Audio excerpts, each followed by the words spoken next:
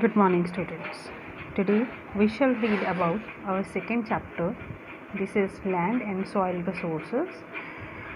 Before unit test, we have discussed about land resources. Land resources क्या है? Land resources means भूमिगत संसाधन जो है जो हमारी धरती है, जिस पर हम रहते हैं. हमारी अर्थ का जो 30% है वो लैंड से कवर्ड है और बाकी जो 70% है it is covered by water. Land हमारी हर तरह की नीड्स को फुलफ़िल करती है. फूड, क्लोथिंग और शेल्टर, जितनी भी हमारी बेसिक नीड्स हैं वो हमारी लैंड से फुलफ़िल होती हैं. 90% वर्ल्ड पॉपुलेशन जो है, दुनिया की पॉपुलेशन है, वो लैंड एरिया में रहती है. ज़्यादातर जो लैंड है वहाँ पर माउंटेन्स, प्लेट्यूज़ और रिवर्स, हर तरह के जो लैंड फॉर्म्स हैं वो यहीं पर पाए जाते हैं. फिर हमने पढ़ा था लैंड यूज़ के बारे में. What is land use? Land use का मैंने आपको समझाया था कि लैंड यूज़ मीन्स कि जो लैंड को डिफरेंट तरीक़ों से हम यूज़ करते हैं.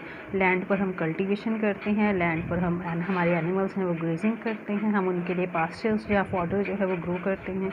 माइनिंग हम करते हैं, रोड्स कंस्ट्रक्ट करते हैं, हाउसेस कंस्ट्रक्ट करते हैं, या बाकी जो बिल्डिंग्स हैं या जो इंडस्ट्रीज़ हैं वो भी हम लैंड पर ही उन्हें कंस्ट्रक्ट करते हैं, उनको यूज़ करते हैं. तो ये हो गया लैंड को अलग अलग तरह से यूज़ करना. फिर मैंने आपको समझाया था कि कौन कौन से फैक्टर्स हैं जो लैंड यूज़ को अफेक्ट करते हैं.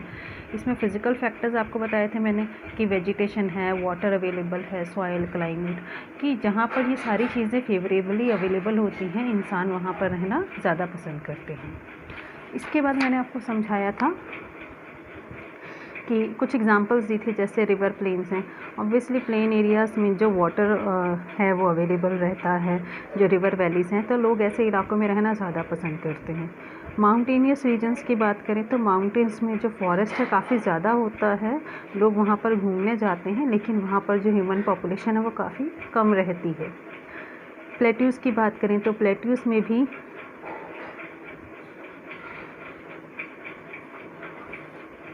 जो वर्ल्ड पॉपुलेशन है वो रहती है, क्योंकि प्लेट्यूज़ जो है वहाँ पर मिनरल्स होते हैं, इंडस्ट्रीज़ ज़्यादा डेवलप होती हैं, इसीलिए लोग यहाँ पर भी रहना पसंद करते हैं.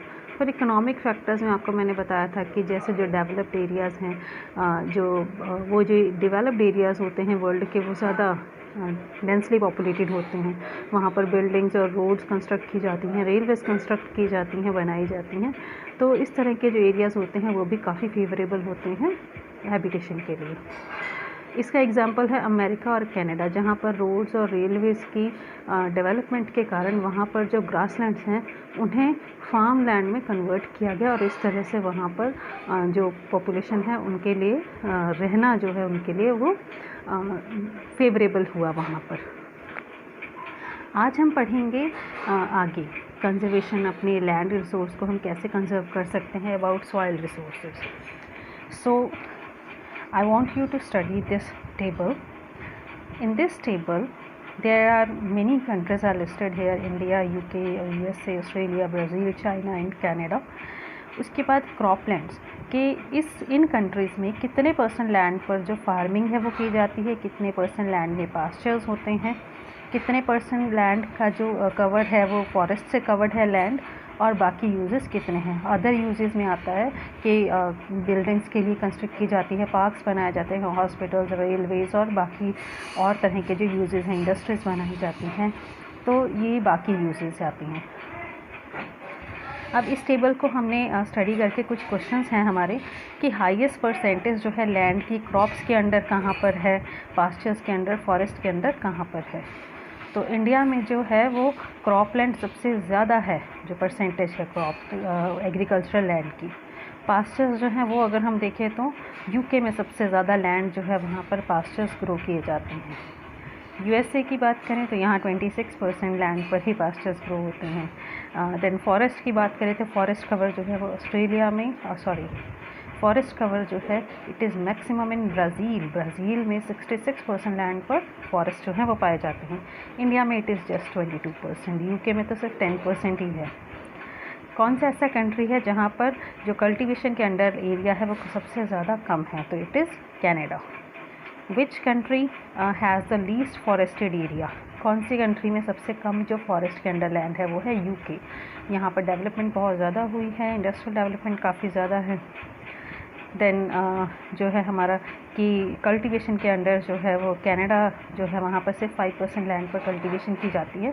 इसका रीज़न क्या है? रीज़न इसका यही है कि वहाँ पर ज़्यादातर जो बीइंग टेम्परेट रीजन में आता है, तो वहाँ पर जो स्नो कवर्ड एरियाज़ हैं वो काफ़ी ज़्यादा होते हैं। पोलर रीजन होने के कारण वहाँ पर माउंटेनियस रीजन है, जिस कारण वहाँ पर जो एग्रीकल्चर है वो ज़्यादा पॉसिबल नहीं होता है।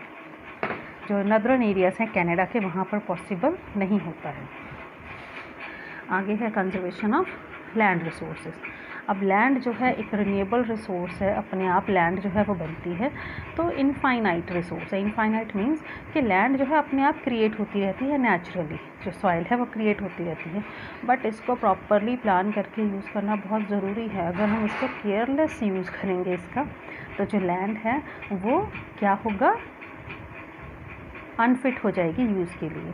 जैसे कि शॉर्टेज ऑफ फार्म लैंड, हम लोग लैंड को यूज़ करते हैं, उससे प्रॉब्लम्स क्रिएट होती हैं, खेती लायक ज़मीन कम हो जाती है, सॉइल इरोजन होता है, डिफॉरेस्टेशन होता है, डिजर्टिफिकेशन होता है, लोग रहना उन जगहों पर छोड़ देते हैं, खाली छोड़ जाते हैं उन जगहों को।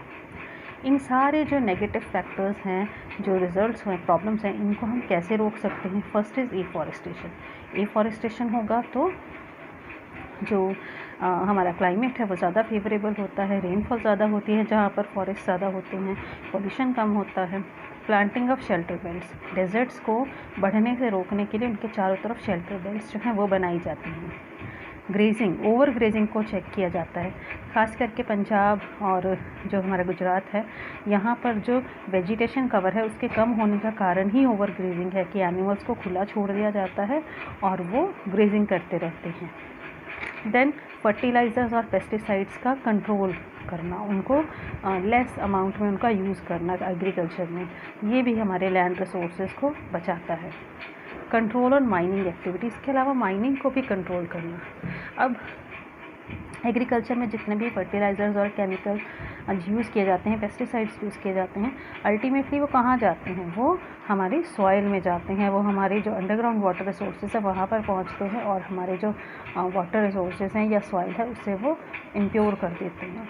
माइनिंग एक्टिविटी, माइनिंग के दौरान ज़मीन में बहुत बड़े बड़े गड्ढे और स्कार्स जो हैं वो पड़ जाते हैं और उसके बाद उन्हें फिर से फिल नहीं किया जाता, तो लैंड जो है उसको आफ्टर माइनिंग किसी और तरह से हम यूज़ नहीं कर सकते, एग्रीकल्चर नहीं कर सकते, वहाँ पर बिल्डिंग्स नहीं बना सकते, मतलब उसका कोई और यूज़ नहीं रह सकता। वहाँ पर डिफॉरेस्टेशन भी होता है माइनिंग के कारण, तो इसको कंट्रोल करना भी बहुत ज़रूरी है।